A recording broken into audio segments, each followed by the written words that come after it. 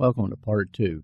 What we're going to be doing here is actually dyeing these antlers here with coffee. I'll show you the process to that and selecting which ones that you would like to choose from. All right. While we're waiting on the blades to go ahead and get the rust off of them for the next couple of days, I can go ahead and start prepping some of the antlers that I'm going to be using. This one right here will probably make a fairly decent one for a 6-year-old.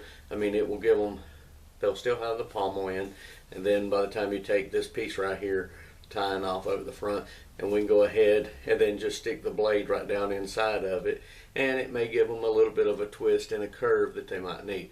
It may be just a little too small. It's not got a lot of girth. Southern deer do not get massive girth unless you really get a good one. Here's another one that has more girth around the ridges of it here, to where it may be one that's more suited, and we'll use it. And the other side.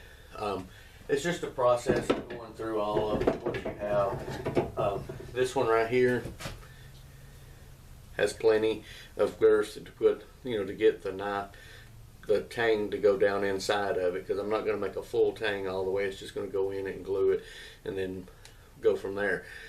This one may make another one, but this one right here, she has blood on it. He has blood. There's dirt in these. We have to clean that, because what I'm going to do is to give these a nice rich color in them, especially with some of these that have just been setting out and gotten bleached just from the sun, from hanging up and things like that. This bleachness will give it a color, and what we're going to do with that is I'm going to take and boil some coffee up. I'm going to take it and put it inside of a can of some type big enough to get those little pieces when I cut them off, to get them inside of it so that they will die.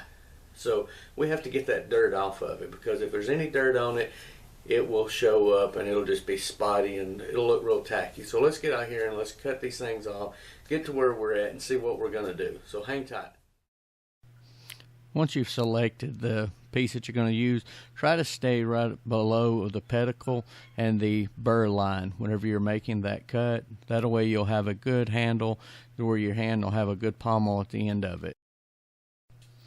Go ahead and cut to the desired length that you'll need, and then you'll want to cut off the G1 right flush with the side of the main beam, so that way you'll have a nice smooth finish. Now you're ready to go ahead and smooth all the edges and everything down. You can go around it as much as you like. If you like a rough finish, go ahead and leave it semi-rough. I like to go ahead right there basically and smooth off the end of it where the pommel is going to be, make it nice, smooth, and flat. But you don't want to leave anything on it that is going to cause it to stick into your hand unless you just like it that way.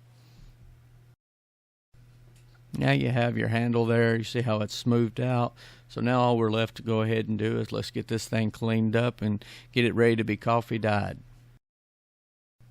The solution I'm using is nothing more than just dishwashing soap.